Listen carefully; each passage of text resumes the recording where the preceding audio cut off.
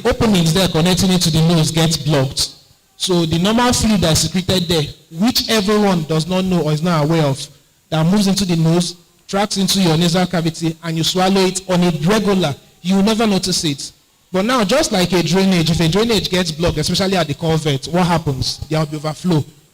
So when water gets to that point, it jumps the normal channel, and you see it spilling on the road. So that's exactly what happens to our nose. So when you have the sinuses, the one on the side of the nose is called the maxillary sinuses. The one that looks like a butterfly wing at the forehead, it's called the frontal sinuses. Then there's one below the frontal sinuses, that's the ethmoid sinuses. And then the one at the back of the nose, the extreme back in the lower diagram, is called the sphenoid sinuses. So when these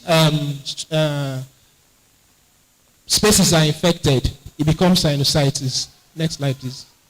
Now, there are two forms of it. There are actually many forms of it, but these two are basically what we need to know about. Like I made mention of, it can be acute when it's lasting less than 12 weeks, that's less than 3 months. And then when it's more than 3 months, it's chronic rhinosinusitis. There is usually no differentiating factor between both of them. It's just duration. But the longer it stays, the more complicated these infections become. So what causes sinusitis? I'm not going to bore us with the names of the organisms and the rest, so that's why I lumped it up in the first slide. We have the viruses, the bacterial and the fungal sinuses. Now, these differ when we treat them. For most of the viral causes of sinusitis, we don't give any medication. It's just more or less self-remedy at home. But we have this habit of just going to the counter, buying all sorts of things, mixing drugs and the rest, and then it becomes a problem when you come to us, because we will not have what to give you because we've exhausted all the options. So WHO has actually postulated that by 2050, that there will be what they call superbugs. Superbugs in the sense that no matter the antibiotics you take, that infection you have will definitely kill the person. So it's going to be very resistant, because we are fond of, I'm having headache. Madam, give me ampiclox and augmentin. I'm having headache. Madam, give me chloramphenicol and gentamicin. So when that time comes, even in our daily practice today, there are times when we go to all those drugs and we're not getting that effect, we go back to the native ones as far as crystalline penicillin and because the newer generation of drugs, we've all abused all of them. So now, the most important part of our day-to-day living is allergy. Now, how do you know that someone has allergy? If when you go to sleep in the morning, in the night, and you wake up in the morning with your nasal cavity blocked, 1. 2, you start sneezing frequently. 3, you have itching either in your eyes, your throat, your nose. 4, you see dark patches around your eyes, to the point that maybe someone will be asking you, madam, did your husband beat you today? Nobody actually touched her. Those are allergy signs that we see on a regular basis. So it's important to also notice that allergy is one of the commonest causes of sinusitis, and it's one of the most downplayed symptoms that we have here in our vicinity.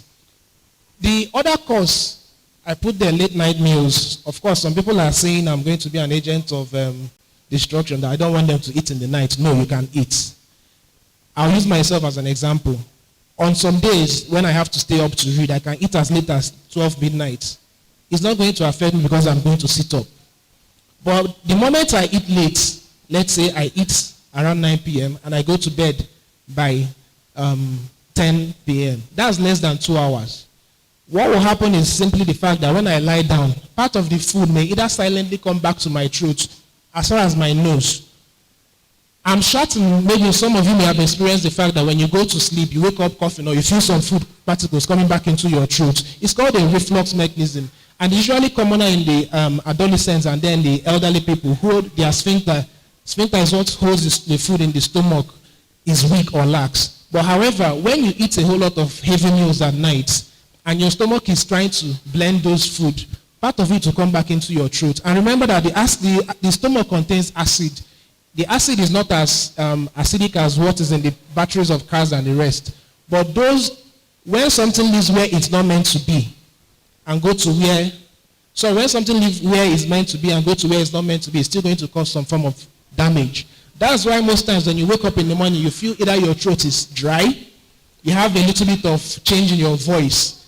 These are all reflux symptoms. I don't have to mention the fact about smoking. Everybody knows the effect of smoking in the system. Now, I put these pictures there. It's what we use on a regular. It's even here in the church. What happens or how does this cause sinusitis?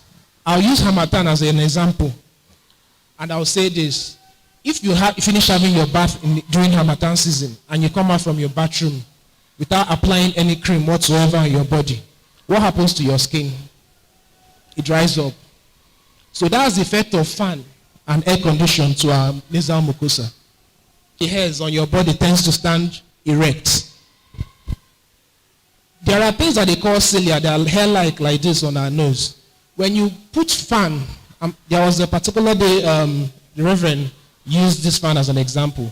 If you're going to sleep and you fixate a fan straight to your intense drying, such that those hair-like structures called the cilia that are meant to bring out those secretions, either from the nose, from your lungs and everywhere, will be stunned. The secretions will accumulate there. You wake up in the morning, you notice that you're having catarrh, you're having sneezing, your nose is blocked. It's actually the effect of ACs and fan. I'm not saying you cannot use them. Yes, you can use them. But when you're using them, for instance, if you have a bed and you have a ceiling fan above you, you're causing trouble for yourself. It doesn't rotate. It gives you, you're going to keep breathing in dry air. This will make the air to become dry as against the normal air that is humidified.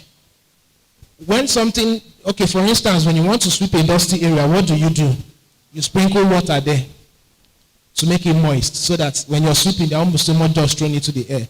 Now, if you sweep it like that, it's going to throw in dust. That's exactly what's happening in your nose when you use all these fans and air conditioning. The most neglected aspect of it, again, I'll mention, is AC in the car. We are fond of, once we jump into the car, we channel the AC vents meant to us straight to our face. The ones meant for the back, the two in the center, we channel it straight to our face.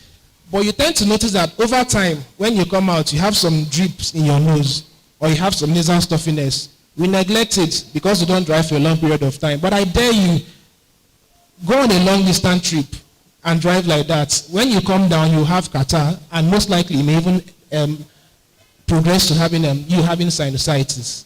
Next slide, please. Now, the question is, how do you know that you have these structures? I've already made mention of the fact that it always starts with catarrh. Usually, catarrh will resolve within 10 days.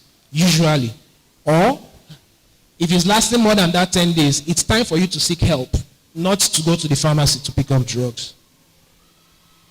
The difference between a pharmacist and a doctor is that we know the series of medications we can combine to give you adequate relief at adequate time. A pharmacist only knows that this drug does this, I'm giving it to you, and this drug does that, and I'm giving it to you. Fortunately, God has been so kind to us that most times it helps us. But when it gets to the chronic sinusitis, it won't help you at all. You end up coming back to us. So, when you have catarrh and you notice that instead of the catarrh flowing out from your nose, it enters your mouth from the back of your throat. You keep on hawking, trying to clear and bring out something there, or trying to relieve that itch that you're having. This will even give you, next slide, it may even end up giving you throat pain. It may end up giving you itching. It may end up even giving you bad breath. So when you have bad breath, it's not every time that you disturb Dr. Adedayo that, my teeth is paining me, I'm having bad breath. No, you're actually the cause. It's not from what you eat. It can be, it's from your nose and your sinuses. So if you have a bad breath, it's important that you actually visit an ENT surgeon. Most times he is here, he will tell you that when someone comes, they'll check everywhere, they see everything is fine, and they won't find anything. And then the patient is still complaining. Unfortunately, for those that don't have the knowledge, they will term the person as a hypochondriac. That's someone that always complains about something very little, or that he has mental issue. But there is actually something there causing the problem. So your nostrils will also be congested. And then when it becomes infected, if it becomes a bacterial infection that is not a virus, you end up having pain. Even dental aches, that's toothaches. Your cheeks here, if you're fair, you notice that here becomes red. Even the tip of your nose becomes red. You have pain on your cheeks, pain on your forehead, even ocular pain, that's eye pain, that you start wondering, wondering if my glasses is not working, but I just refracted it just 1 month ago. It's not your glasses, it's not your eyes. They're actually coming from your nose. And they are all related structures there. So for some, when they even apply pressure on their cheek, they'll say, I'm having some form of pain here. Now, one of the most devastating signs is whenever they try to bend down to pick up something, you feel as though their face is dragging them downwards and pulling it down. You have this heaviness each time you bend down to pick up something from the floor. Next, please. So, another thing, or another way that you know that you're having sinusitis, yes, reduction in your smell actually occurs when you are having ordinary catarrh or rhinitis. But for sinusitis, it may blunt out the smell entirely, or it may persist for a longer period of time. The reason is that there are structures in the nose that they call turbinates. When you go back home, just for your child's or your husband's nose and look inside, you see something coming out from the side. Some people mistakenly call it a tumor. No, it's not a tumor. It's a structure in the nose. When you're in contact with fans, ACs, and the rest, those structures actually get big to reduce the volume of air that goes in. So the aim is to warm and humidify the air that is coming into your body so that it doesn't affect your lung and your system.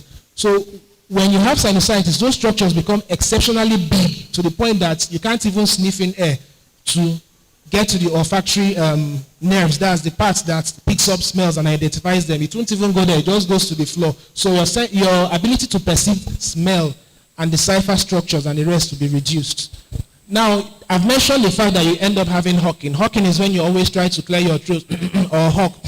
It's always going to be there because the catarrh keeps on going to your throat without your own consent. It will keep on being there. It will be hanging there. Sometimes it might become so heavy that it will make you to start coughing.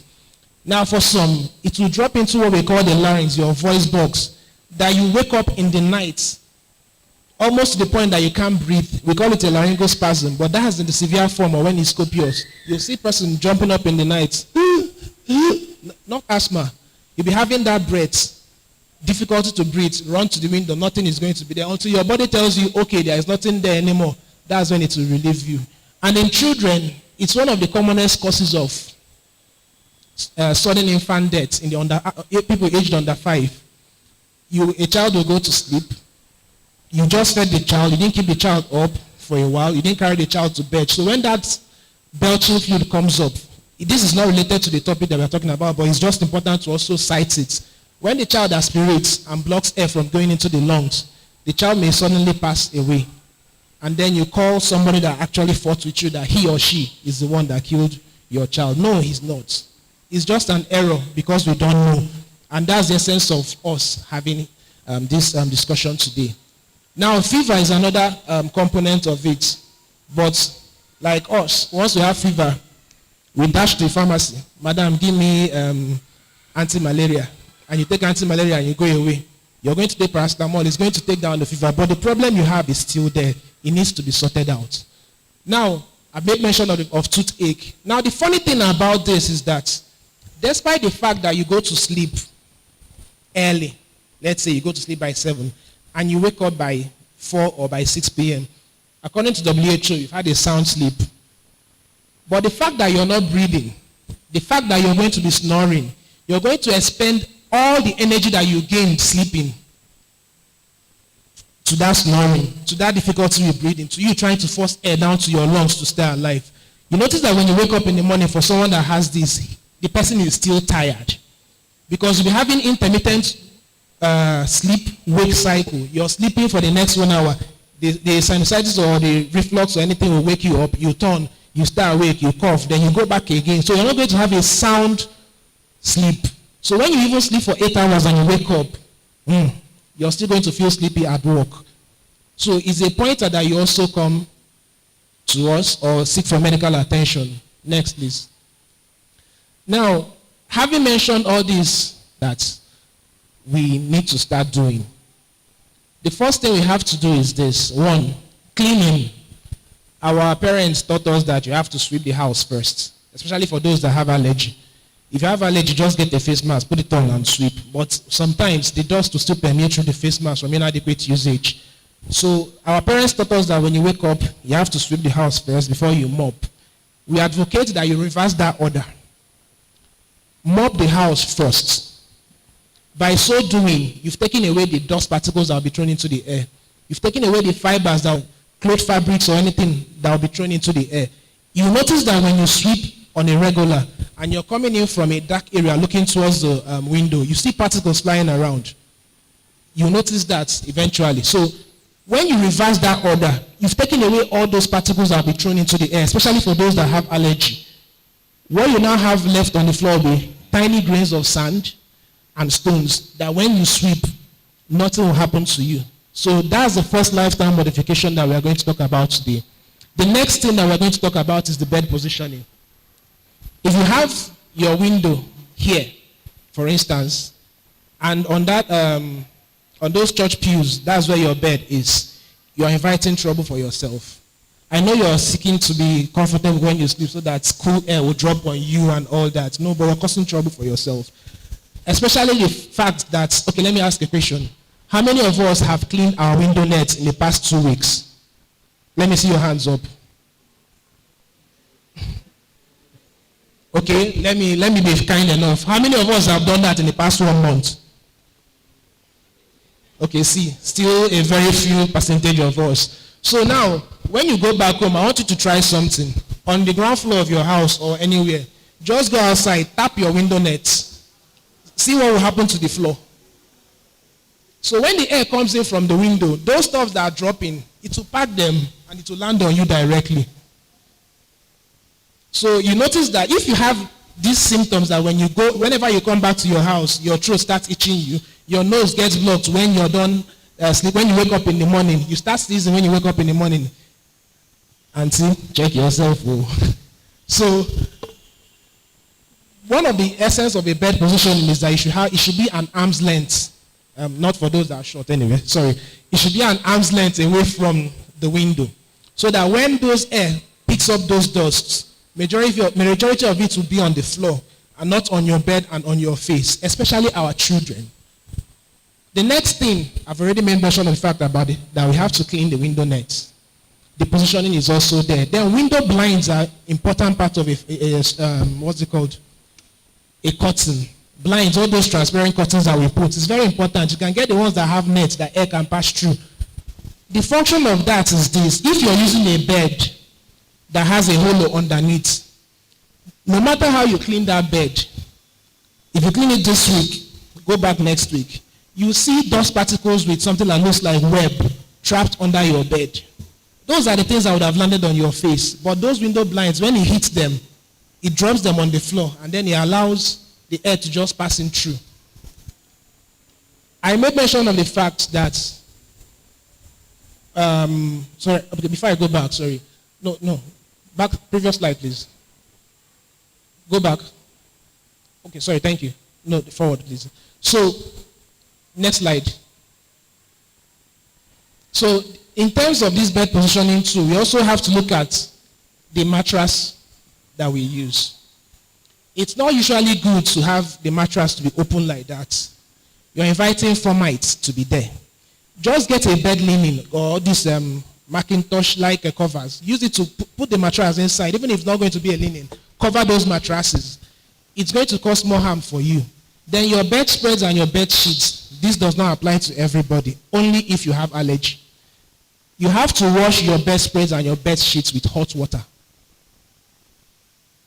Number 2, anything that looks like rug, blankets, duvet should not be in your house if you have allergy. If you notice that the moment you're sweeping the house, you start sneezing, you start having catarrh, your nose starts blocking, all these things that have this structure should not be there.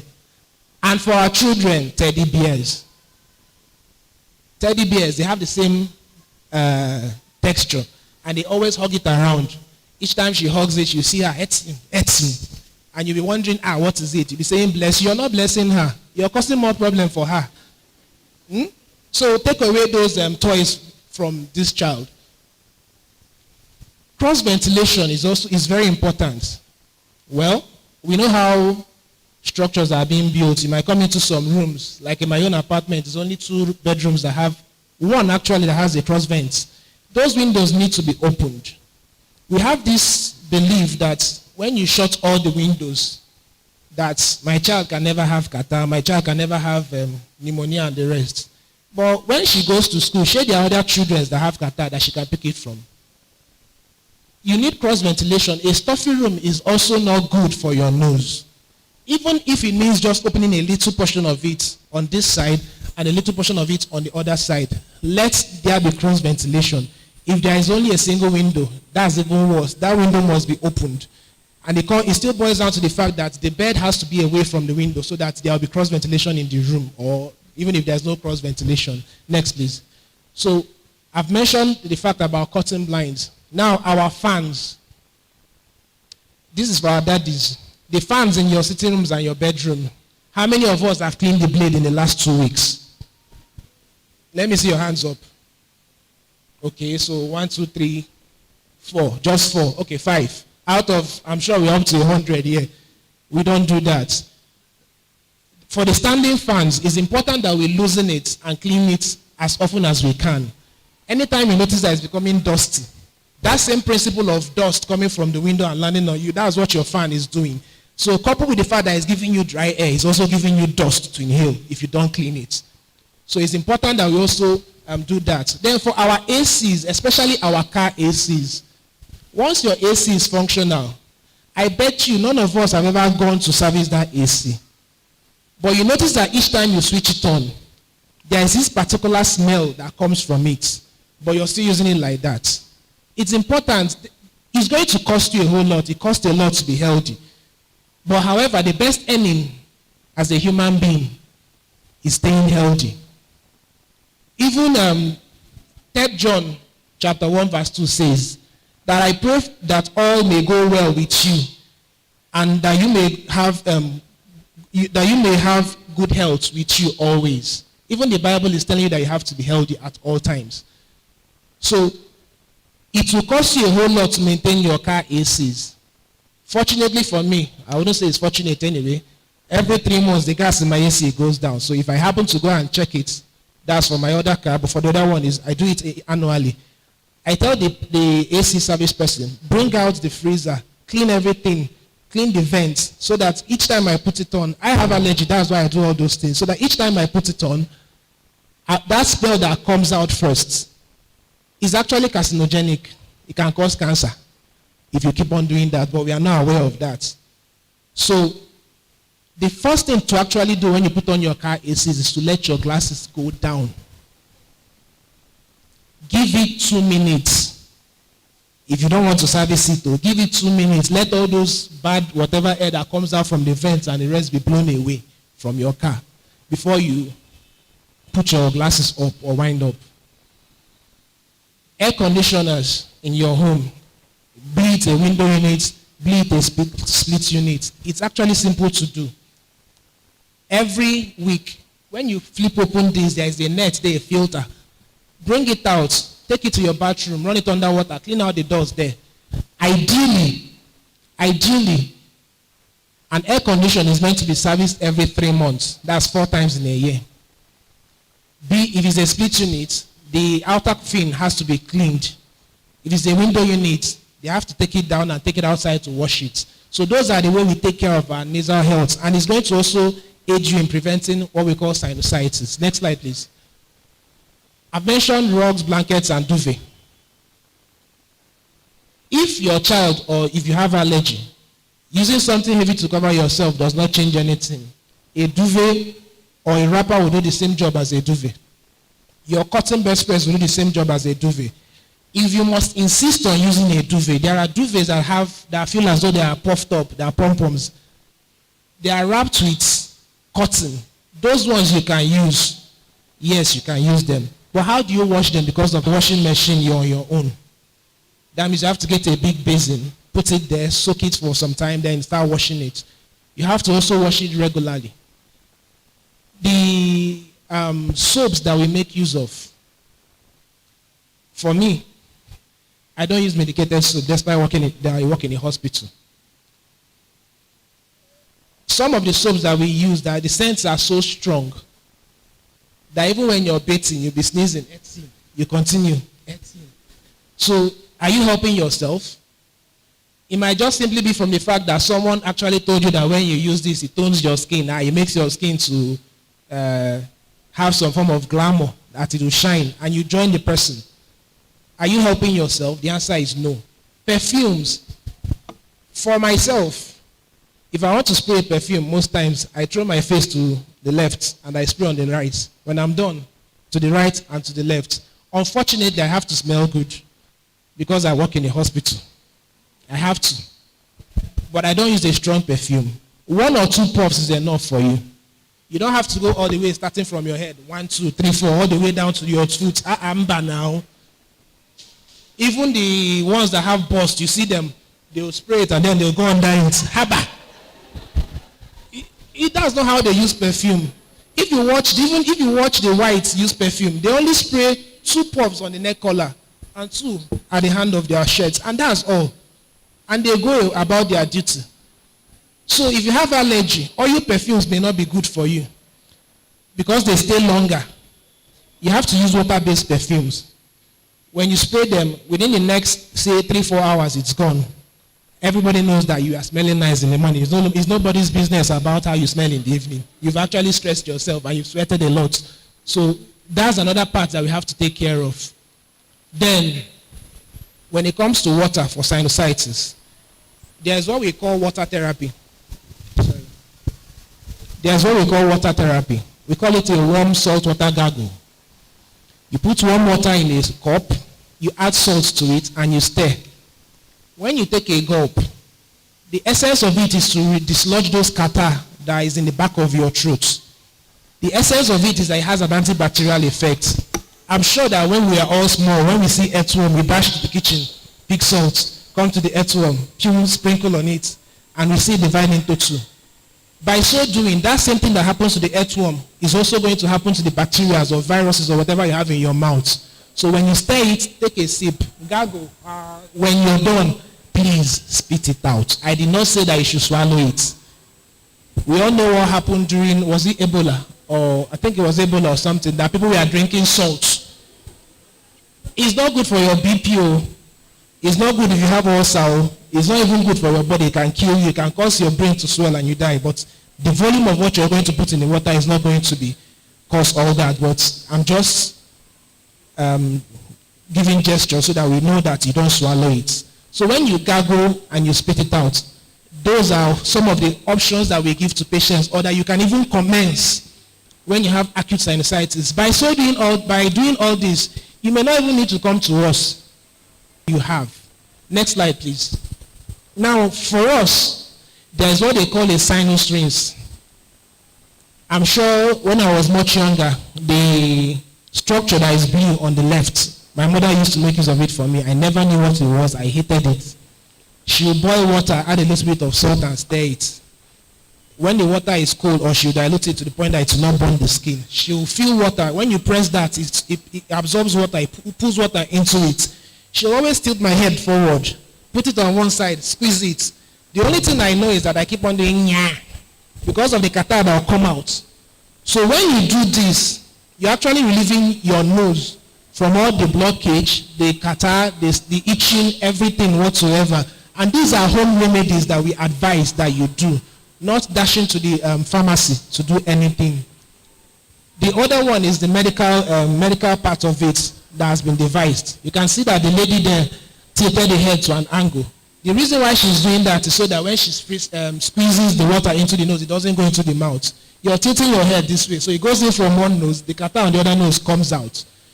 Very little or minimal will enter your mouth. The next thing that we do, next slide, is for children, there's what they call silver bed oil, eucalyptus oil, and the rest. You can just get a clean handkerchief or cotton wool, apply very little to it, bring it close to their nose. That's what they're doing for the child on the left. Bring it close to their nose. It contains menthol. It will aid those catarrh to flow out. It will relieve the congestion. I did not say drop it into the nose. Though. I'm certain if you do, you cannot pacify that child for the next 1 hour. It will burn the nose. It's highly irritable. Then the other child is someone that has allergy. You can see nobody is too young.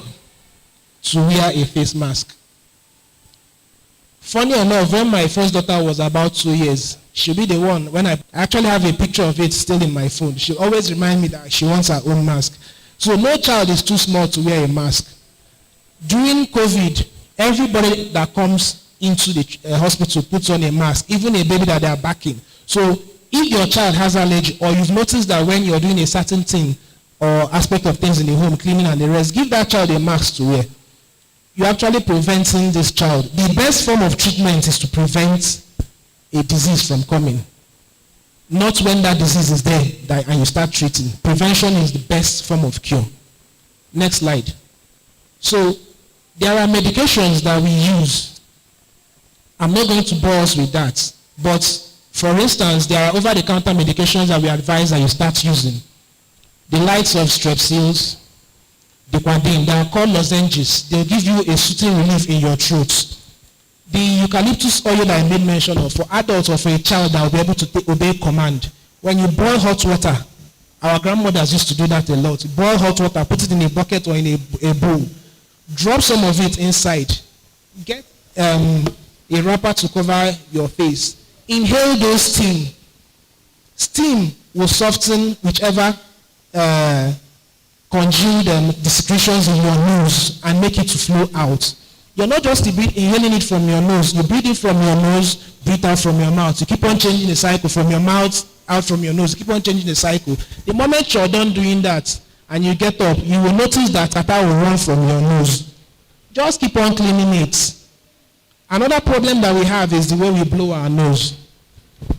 When some people are blowing their nose, you think they're about to prepare for a war. You keep on hearing, just everywhere. No. You blow your nose one at a time. There's a reason for that. You cover one side, you blow. When you're done, cover the other side, you blow. It gives you more relief than when you just come, you just blow both of them at the same time. That will predispose you to what we call epistaxis, bleeding from your nose. And then when it comes, you start binding the devil that was alone, and you called upon him. So those are some of the things that we do. Lastly, we also have the ability of bringing in infections into our own nose. You see some people, they will be picking their nose. You'll be calling them, they will not even remember. They will pick out every singular thing in the nose. By so doing, they're traumatizing the nose. And remember that aside the handsets, the most contaminated part of our body is what? Our hands. So aside this, it used to be that the hand is the most contaminated structure in the body. But because of this, it goes everywhere. Toilet, bathroom, kitchen. It goes everywhere, so it picks up a whole lot of things. And you bring it back home for your child or for whoever. The child touches it. Children are children. They put their hands in their mouths. Okay, so let me ask the final question. How many of us in the last 6 months has actually brought or methylated spirit to clean their phone? 1, 2, 3, 4, 5, 6, 7. Okay, 8, 9, 10. 10 out of 100. So these are some of the things that we ignore, but they are very vital. So the medications that we use is a combination of medications. I'm not going to make mention of them here before someone will go and record this and start buying them to use. So when it comes to medication, please, you can choose to go to the pharmacy, no problem. There are drugs that we call over-the-counter drugs, paracetamol, vitamin C, antihistamines. It means that you can easily get them without other drugs. When you've taken those drugs and they are not working, we don't have a law guiding our pharmacists here.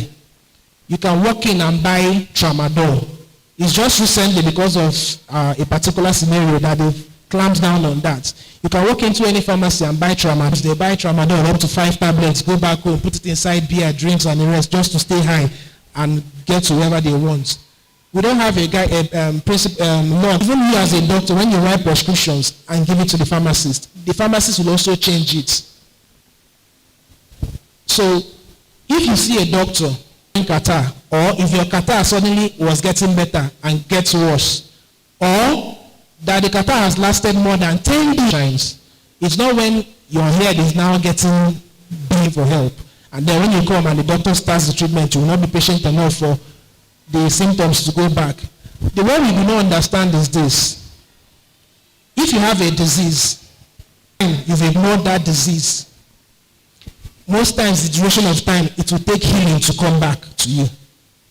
So, but you have headache, you've been having headache for 8 months. And then you come to the hospital and you expect a miraculous relief. No.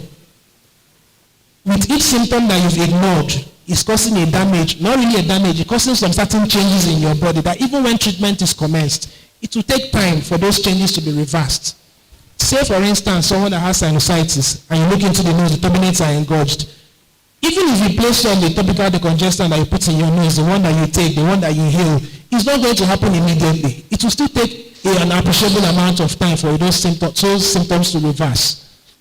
So when you go to the hospital, now I'm not defending us. Despite the fact that I'm a doctor, I know there are quacks and quacks exist. And you being a quack doesn't mean that you don't have a license. You being a quack simply means that I've done the best I can for this patient. Or I don't know what I'm supposed to do for this patient, but you go ahead to keep the patient in your hospital so that you just keep on making financial gains. When the patient is now about to die, UCH. So UCH is now the burial ground. And that's what happens in our system. When the child is near death, you now come to UCH. And then when you now touch the person will not mention the fact that I have been sick for 2 months. I stayed at home. I now went to a hospital and spent 5 days. It's those 2 days they spent in UCH. But I want to tell us that UCH has saved more lives than the deaths that has occurred there. The fact that you give that hospital a bad name. I know the stress, for instance, that it goes through, and that one goes through to even bring a patient there. I insist that all my children will be delivered in UCH. Why? Because at every point in time, you have 5 people looking at your wife, checking your unborn child. Unlike in a private hospital, one midwife, who may be distracted by pressing phone, TikToking or doing whatever they do, gisting or even sleeping off while your wife is there, complications are gathering. In UCH, you have 2 midwives to 1 patient. You have a house officer to 1 patient. You have a registrar, and you have a senior registrar, and you have a consultant. So 5 people are looking at your pregnant wife. So it's usually safer. And with all these cadres I made mention of, the experiences vary. The most experienced person is there to point out that you're doing the wrong thing.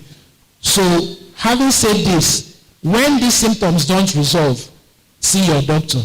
When your doctor has not done enough, there's what they call self-referral. If I've given you drugs and there is no slight change between 3 to 5 days, leave that drug and seek help somewhere else. If you know that I'm having a leg pain, I'm not an orthopedic surgeon. I can help you refer you to an orthopedic surgeon. If you know that you're having abdominal pain, I'm not a gastrologist. I can help you refer you. And one of the things I always advocate for is to avoid phone treatment. I'm having headache, this one, that one. Okay, some people just to do that, we must sit down, do a video conferencing. I see your symptoms. I even look at you. If it's beyond what we can treat on the phone, I advise, seek help. How many of us here own a car? Everybody does. How many of you have actually changed the oil in your car? Let me see your hands up. By yourself. No, don't do it too. How many of you have changed the oil in your car by yourself? Nobody. So, we give value to our worldly possessions, but if your car has an issue, you're hearing a noise, do you take it back home and pieces it by yourself and buy something for you to repair it? No, you go to the mechanic. But when it comes to your health, you take chances. Having said that, back to what I'm helping me out, it's simply because maybe it's not his field. He's not a bad doctor, no. I've developed the fact that if I have a symptom, I'm having headache, I try to go and see a neurologist despite being a doctor. If I'm having chest pain, I try to. She was losing weight. She's a 2-year-old woman. They've done, of course, when you have children that are abroad, you know money is not an issue for you. They've done every singular form of test. until the woman said, I want to see an ENT, CT scan, chest CT, abdominal CT. They've done tests for tuberculosis, they've done HIV, they've done everything, and all of them came out fine.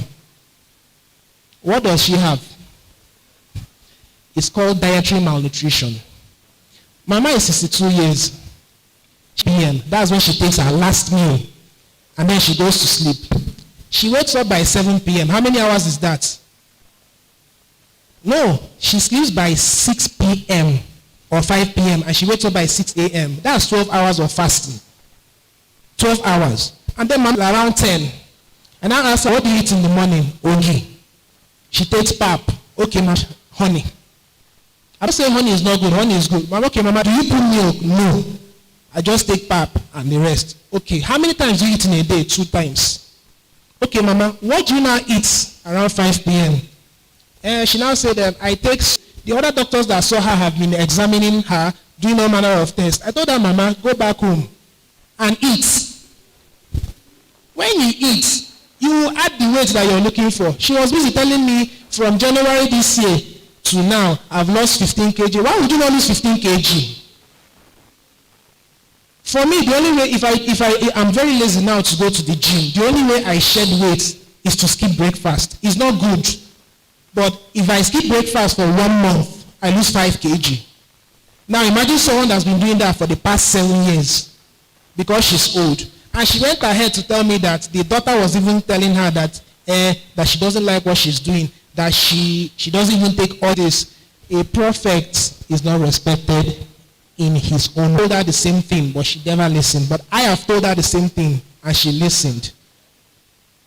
So sometimes, self-referral is good. That's why I just painted that scenario.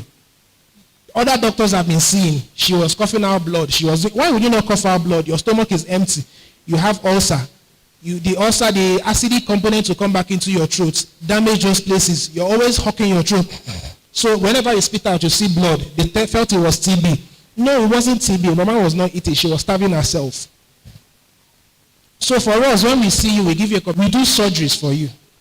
Whenever we say surgery, it's always frightening. We do endoscopic surgery. It's no cut on your face. You'll be as beautiful as you were when you came to us. And when you go home, nothing will happen. Next slide, please. Ouch. It's locked. Okay, so that is that. So the quick mention of that fact, see your physician. If it's not improving, that's what they call it. On your physical positions that occur when we don't treat all this. Progress, like I said, and the rest are damaged points in time. It may be too late for you. If water doesn't have a way to flow through, it creates a way time. It starts breaking. Ordinary catarrh, can see the eyes, see the nose. So whatever happens to the nose can easily go to your eyes and all that. The worst form of it gets on a regular basis. Either in your neck and the rest. So it's better to make hay while the sun shines. So having said all this, I want to thank you all for giving me the audience. Sorry, the projection is having an issue. I want to thank you all for giving me the audience, and I want to give you time for your questions and answers. Thank you. I think we can do better now.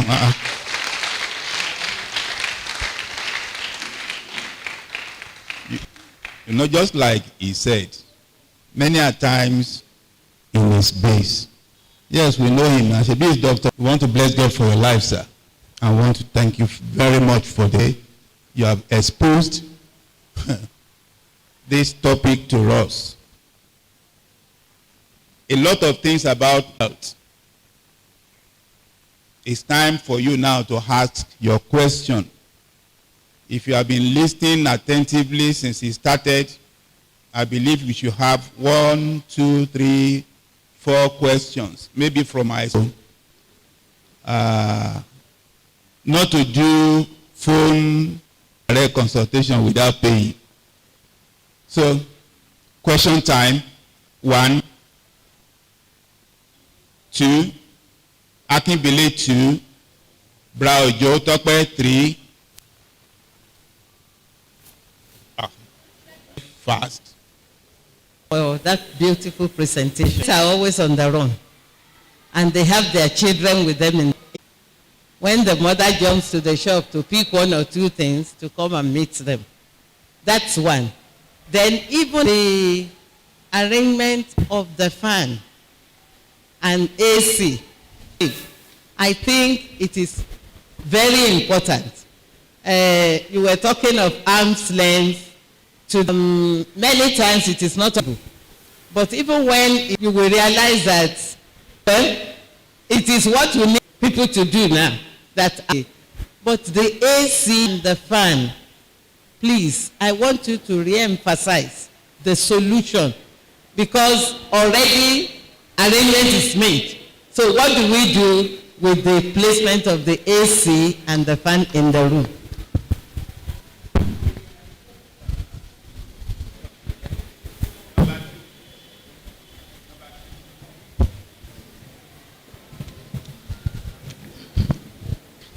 The first one is sinusitis, seen as adenoids. That's the first question. Then, what sinusitis? You didn't mention anything to do with sinusitis. Can you trigger it? Thank you. Thank you, sir. You made mention of snoring that time. Is it not good? So your wife just telling you to use AC and fan. Hallelujah. So my question is, there are some particularly, okay, once I use them, I have trouble breathing Ada. Sometimes I'm giving inhaler to use Ada precise time. Is it because I'm allergic to that drug, or maybe the effect of the dog is high? And number two, is there anything against, okay, since we talked about AC being cold, what of all those warm air humidifier, do they have their own effect too on the nasal cavity?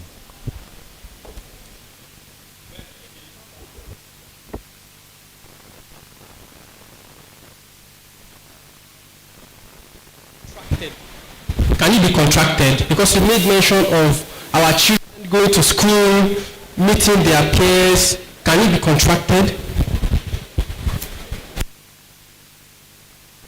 Sorry, I have a question.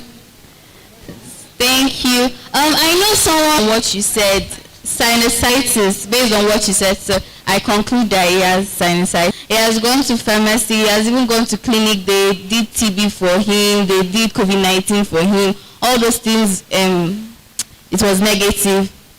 And they asked him to take that warm water solution, like put his head inside warm water. He has been doing it, but it hasn't, it's texted him, and his question is like, because he also has cough too.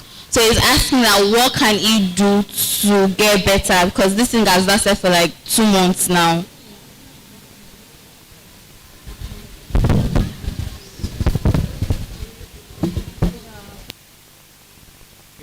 Thank you very much for the question. With regards to the question from Mamikuma Baya about fan placement, I have to say this. I omitted it when I was presenting. It's usually not good. There are times whereby you have to position those air conditioning. You don't have an option. It's going to be there. We also know the fact that ACs have vents, especially even the window units, they have vents that channel the air. If that's the case, the bed is beautiful. Now for the fan, it's not going to allow you room to take it, cause harm for you to your bed. No, it's not that. Some of us don't clean the blades so let there be some form of distance between the bed and the fan. However, the most important thing is that you must not fixate it. Let it roll. So when the fan touches you, taking a little that answers on that. To the picture I have towards the bed. So there's what they call petele, either in your hand or your leg. It forms a bond. So those glands called lymphoid tissues, their sinus is just a space.